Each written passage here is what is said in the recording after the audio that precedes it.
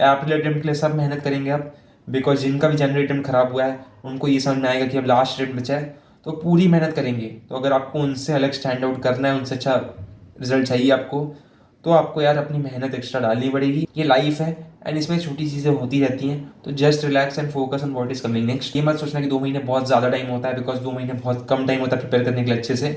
तो गाइस आपको perfect plan and strategy follow करनी पड़ेगी, जिससे आप जीमेंस के एप्लाई अटेम्प्ट में अच्छा स्कोर करके आ पाओ। Hello guys, welcome back to my channel this is Tiwari. And अगर आपका जीमेंस का जनवरी अटेम्प्ट खराब हो चुका है, देन गाइस ये वीडियो आपके लिए बहुत इंपॉर्टेंट होने वाली है, बिकॉज आपके पास बस 2 महीने बचे हैं जिसमें अच्छे से प्रिपेयर करके जीमेंस के अप्रैल अटेम्प्ट में अच्छा स्कोर कर सकते हो एंड 99% से ऊपर ला सकते हो। अब गाइज ये मत सोचना कि 2 महीने बहुत ज़्यादा टाइम होता है, बिकॉज 2 महीने बहुत कम टाइम होता है प्रिपेयर करने के लिए अच्छे से। तो गाइज आपको एक perfect plan and strategy follow करनी पड़ेगी, जिससे आप जीमेंस के एप्लाई अटेम्प्ट में अच्छा स्कोर करके आ पाओगे। तो गाइज ये वीडियो को बिल्कुल स्किप मत करना, एंड तक देखना, बिकॉज इस वीडियो में एकदम परफेक्ट प्लान एंड स्ट्रैटेजी बताने वाला हूँ, जिसको अगर आपने सही से फॉलो कर लिया अगले 2 महीने तक, आपकी 99 प्लस आराम से आ जाएगी, ये मेरी गारंटी है। लेकिन आपको फॉलो करना पड़ेगा एकदम सही से, पूरी डेडिकेशन के साथ। सो गाइस वीडियो एकदम एंड तक देखना, बिल्कुल स्किप मत करना। एंड गाइस अगर आपने सब्सक्राइब नहीं किया चैनल को तो प्लीज़ कर दो, बिकॉज आप सब्सक्राइब करोगे तभी को मोटिवेशन मिलेगा ताकि और अच्छे कंटेंट आपके लिए बना पाऊँ। So please subscribe, it's request from my side.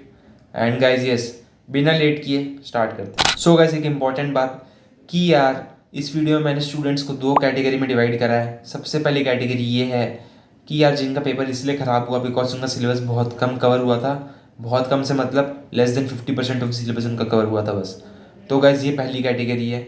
दूसरी कैटेगरी ये है कि यार जिनका सिलेबस तो अच्छा खासा कवर हो चुका था, 70-80% कवर हो चुका था सिलेबस, लेकिन उनका पेपर इसलिए ख़राब हो गया बिकॉज या तो उनको क्वेश्चंस की प्रैक्टिस नहीं थी, या तो सिलेबस का अच्छे से रिवाइज नहीं करा था, या फिर बहुत डिस्ट्रैक्टेड प्रिपरेशन करी थी उन्होंने, या ऐसा भी हो सकता है कि उन्होंने मॉक टेस्ट वगैरह अच्छे से दिए नहीं थे एंड एग्जाम में जाके ख़राब हो गया पेपर पूरा। तो गैस कोई भी 4 सिचुएशन आपकी हो सकती है, कोई दिक्कत नहीं, आप सेकंड कैटेगरी में फॉल करते हो। तो गैस ये 2 कैटेगरी हैं जो इस वीडियो में आप डिस्कस करने वाला हो। एंड गैस एक इंपॉर्टेंट चीज़, कि आप दोनों में से कोई भी कैटेगरी में आते हो फ़र्क नहीं पड़ता, अगले 2 महीने आपको 13-14 घंटे दिन के पढ़ने पड़ेंगे। अब यार जो मेरे को बोल रहा है कि यार 13-14 घंटे कैसे पढ़ेंगे भैया, कैसे हो पाएगा वो, खुद सोचो। अप्रैल अटेम्प्ट के लिए सब मेहनत करेंगे अब, बिकॉज जिनका भी जनवरी अटेम्प्ट खराब हुआ है उनको ये समझ में आएगा कि अब लास्ट अटेम्प्ट बचा है, तो पूरी मेहनत करेंगे। तो अगर आपको उनसे अलग स्टैंड आउट करना है, उनसे अच्छा रिजल्ट चाहिए आपको, तो आपको यार अपनी मेहनत एक्स्ट्रा डालनी पड़ेगी। तो 13-14 घंटे तो मिनिमम आपको पढ़ने हैं दिन के। अब यार सारे काम धाम छोड़ छाड़ के अब एक्सटर्नल आपको बस पढ़ाई पे फोकस करना है अगले 2 महीने। सब कुछ छोड़ दो, वो 2 महीने बाद करना जो भी काम आपका अभी है। पूरा फोकस बस पढ़ाई में होना चाहिए, दिन के 13-14 घंटे पढ़ने पड़ेंगे, ये प्रीरिक्विजिट है। आप अपनी मेहनत दो, मैं आपको प्लान एंड स्ट्रैटेजी दे रहा हूँ, मेहनत से उसको फॉलो करो। ये मेरी गारंटी, आपकी 99% प्लस आराम से आ जाएगी जीमेंस एप्लाई अटेम्प्ट पे, मैं आपको लिख के देता हूँ। सबको ये स्ट्रैटेजी फॉलो करनी है, लेकिन आपको 13-14 घंटे दिन के पढ़ने हैं। एंड कैटेगरीज हम लोग आगे डिस्कस कर देंगे आपको क्या क्या करना है। सो गाइस आते हैं सबसे पहली कैटेगरी स्टूडेंट्स पे, जिनका एग्जाम इसलिए ख़राब हुआ बिकॉज उनका सिलेबस बहुत कम कवर था। बहुत कम से मतलब 50% से भी कम उनका सिलेबस कवर था, इसलिए उनका एग्ज़ाम ख़राब हुआ। तो गाइस आपको 3 स्टेप्स फॉलो करने हैं अगले 2 महीने में अच्छे से। अब सबसे पहला स्टेप क्या होता है, वो ये है कि यार आपको भी सिलेबस कंप्लीशन पे फोकस करना है। खुद देखो यार तुम, कि यार तुम्हारा सिलेबस ऑलमोस्ट 30-40% या 20-30% ही कवर हुआ है, एंड उससे यार 99% प्लस नहीं आ सकती एग्जाम में। आपको 70% सिलेबस कवर करना पड़ेगा 99% प्लस लाने के लिए। तो यार अब आप बोलोगे भैया उतना टाइम है कि अपना 70% सिलेबस कवर करने का। आप खुद सोचो, आपका 20-30 या 30-40% सिलेबस कवर हो चुका है शायद, एंड आपको 70% तक जाना है। बहुत ज़्यादा सिलेबस आपका नहीं बचा हो, कुछ चैप्टर्स आपको एक्स्ट्रा करना है। एंड वो चैप्टर्स कौन कौन से आपको करने हैं 70% के लिए, उसकी लिंक मैं डिस्क्रिप्शन में डाल दूंगा, PDF रहेगी, उसको डाउनलोड कर लेना। वो सारे चैप्टर्स आपको अच्छे से करने हैं। तो क्या सबसे पहला पॉइंट यही है कि आपको सिलेबस कंप्लीशन पर फोकस करना है अभी अच्छे से। दूसरा पॉइंट ये है कि आपको वीकली मॉक टेस्ट देना है, हफ्ते में 2 दिन।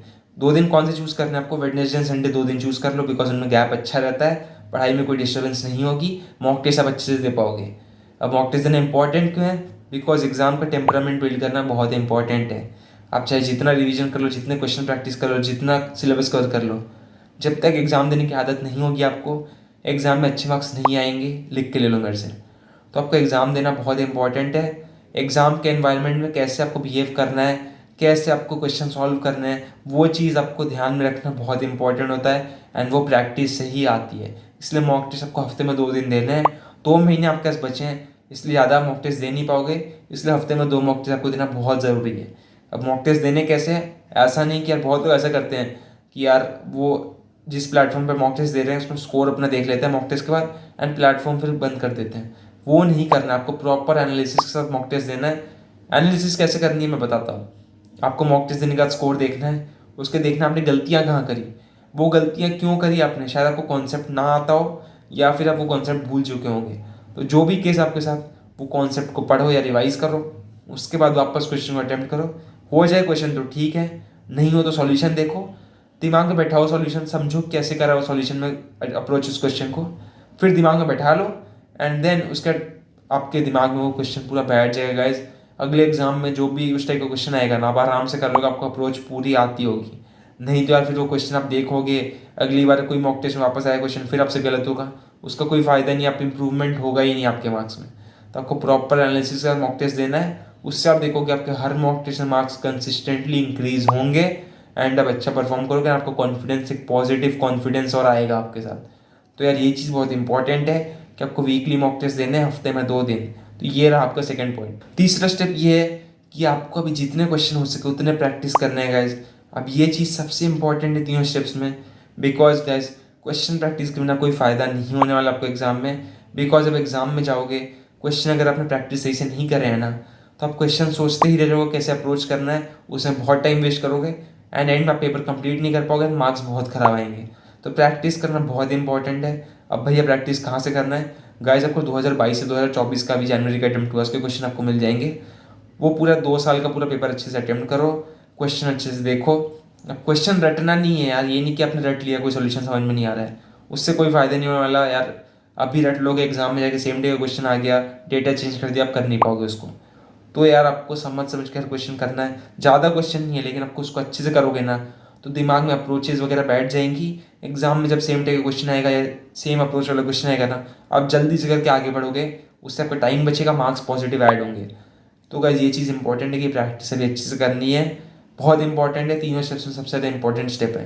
तो 2022 से 2024 तक के क्वेश्चन प्रैक्टिस करो जेईई मेंस के, वो सफिशिएंट है, उनको अच्छे से कर लो अभी अगले 2 महीने में, ये मेरी गारंटी है, आप एग्जाम में बचा के आओगे। तो यही 3 स्टेप्स है जो आपको फॉलो करने हैं। तो गाइस अब आते हैं सेकंड कैटेगरी ऑफ स्टूडेंट्स पे, जिनका एग्जाम इसलिए ख़राब हो गया कि उनकी शायद प्रैक्टिस वगैरह सही से नहीं करी थी, या फिर उन्होंने यार रिवीजन सही से नहीं करा था, या मॉक टेस्ट वगैरह नहीं दिए थे, या फिर डिस्ट्रैक्टेड एनवायरनमेंट में पढ़ाई कर रहे थे, कुछ भी हो सकता है। आपको 3 स्टेप फॉलो करने हैं अगले 2 महीने में अच्छे से, ताकि अब एग्जाम में जाके बचा के हो। सबसे पहले स्टेप ये है कि आपको अभी कॉन्सेप्ट इंप्रूवमेंट पे फोकस करना है। अब वो क्या होता है भैया, आप खुद देखो, आपका 70 to 80% सिलेबस कवर्ड है एंड इतना इनफ रहता है 99% लाने के लिए जेईई मेंस में।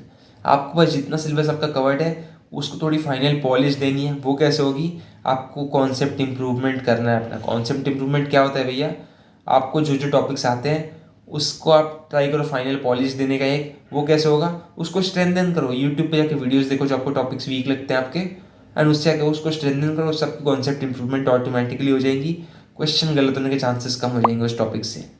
एक और चीज़ आपको ध्यान देनी है, वो ये है कि आपको रिवीजन पे ध्यान देना है अभी। कॉन्सेप्ट इंप्रूवमेंट के साथ साथ रिवीजन बहुत इंपॉर्टेंट है गाइस, बिकॉज आप अगर रिवाइज नहीं करोगे, टॉपिक्स वगैरह भूल जाओगे, क्वेश्चन वगैरह गलत करोगे, कोई फायदा नहीं होगा चैप्टर पढ़ने का। तो रिवीजन बहुत इंपॉर्टेंट है। अभी ट्राई करो रिवाइज करने का, जो जो टॉपिक्स आपको अच्छे से आते हैं। नया टॉपिक बिल्कुल नहीं पढ़ना है, जो जो टॉपिक्स आते हैं आपको अच्छे से उनको ही अच्छे से रिवाइज करो, ट्राई करो। अब रिवाइज कहाँ से करना है भैया, अगर आपने शॉर्ट नोट्स बना रखे हैं तो शॉर्ट नोट्स के थ्रू रिवाइज कर लो, वो बेस्ट रहेंगे। अगर नहीं बनाए तो 1 शॉट वीडियोस रेफर कर सकते हो यूट्यूब से, वो भी बहुत हेल्पफुल रहेंगे, उनको 2x पे देख लो एंड उससे आप प्रॉपरली रिवाइज कर लोगे अपने सारे चैप्टर्स। तो concept improvement plus revision is your first point. Second point है कि आपको वीकली मॉक टेस्ट देने हैं हफ्ते में 2 दिन। किस किस दिन देने हैं, वेडनेसडे एंड संडे 2 दिन चुन लो, दोनों के दिन के बीच में काफ़ी अच्छा गैप भी रहता है, पढ़ाई डिस्टर्ब नहीं होगी, मॉक टेस्ट भी अच्छे से दे दोगे आप।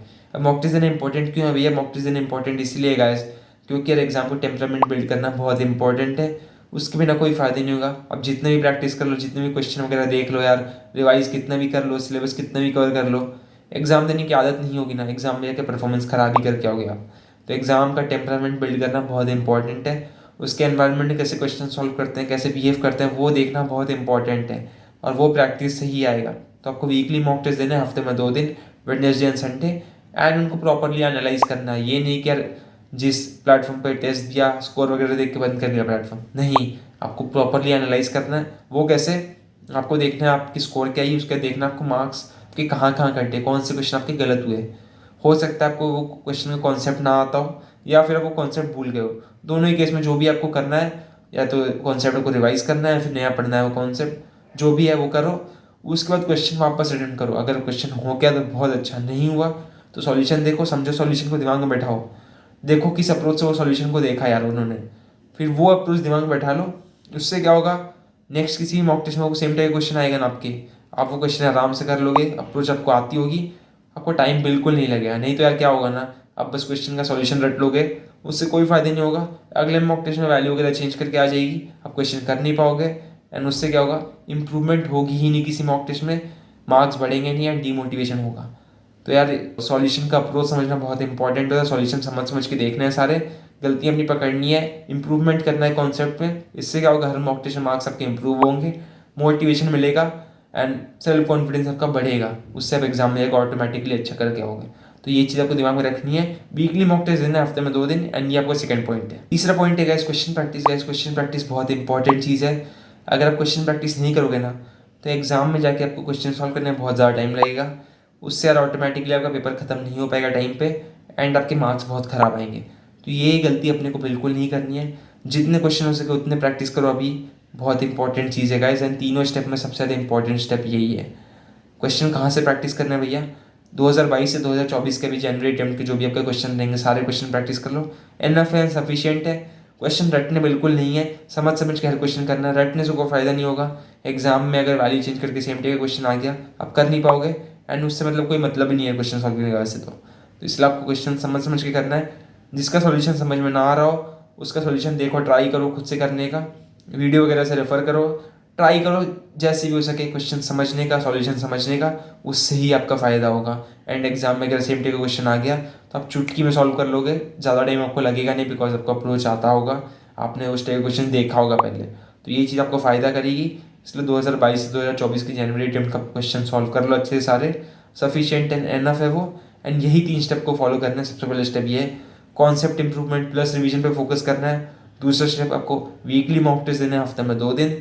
तीसरा स्टेप, जितने क्वेश्चन हो सके उतने प्रैक्टिस करो, कोई एक्स्ट्रा बुक्स वगैरह नहीं करनी है, बस 2022 से 2024 तक के जनवरी अटेम्प्ट के PYQs करने हैं, उतने एनफ है, सफिशिएंट है।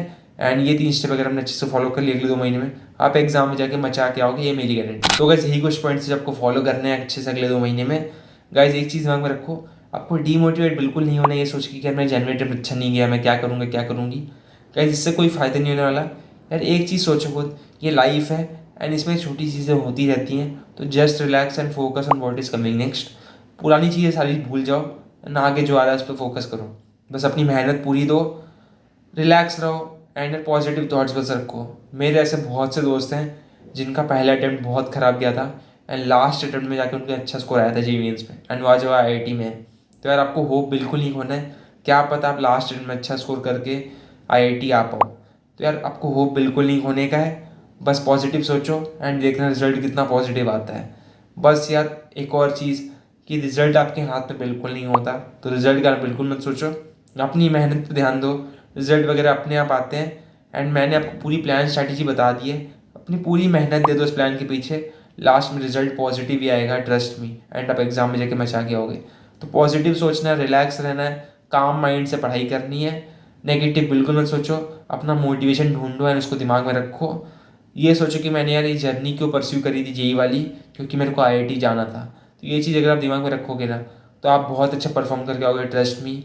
मोटिवेटेड रहो, रिलैक्स रहो, अपना बेस्ट दो, लास्ट में आप मचा के ही आओगे, देखना। एंड यस, आपको कोई भी दिक्कत हो आप मेरे को इंस्टाग्राम पर DM कर सकते हो, मैं पूरी ट्राई करूँगा आपको हेल्प करने की। तो ये चीज़ आपको दिमाग में रखनी है, एंड अब एग्जाम में जाकर मचा के ही आओगे। तो गाइस इस वीडियो के लिए इतना ही। अगर आपको वीडियो पसंद आए तो लाइक कर देना। And guys yes, next target रखते हैं 10K सब्सक्राइबर्स का, तो जल्दी से वो भी करवा दो guys please. And guys yes, अगर आपने सब्सक्राइब नहीं किया चैनल को तो प्लीज़ कर दो, बिकॉज आप सब्सक्राइब करोगे तभी को मोटिवेशन आएगी ताकि और अच्छे कंटेंट आपके लिए बनाऊँ। एंड गाइस ऐसा कंटेंट आपको कहीं और नहीं मिलेगा, so please subscribe, it's request from my side. Guys बस मेहनत करो, अपनी मेहनत पर भरोसा रखो, अपना बेस्ट दो, लास्ट में रिजल्ट आपका बेस्ट ही आएगा, ये मेरी गारंटी है। आप एग्जाम में जाके मचा के आओगे। सो पॉजिटिव सोचो, मोटिवेटेड रहो एंड अपना बेस्ट दो, रिजल्ट आपका बेस्ट ही आएगा। All the best.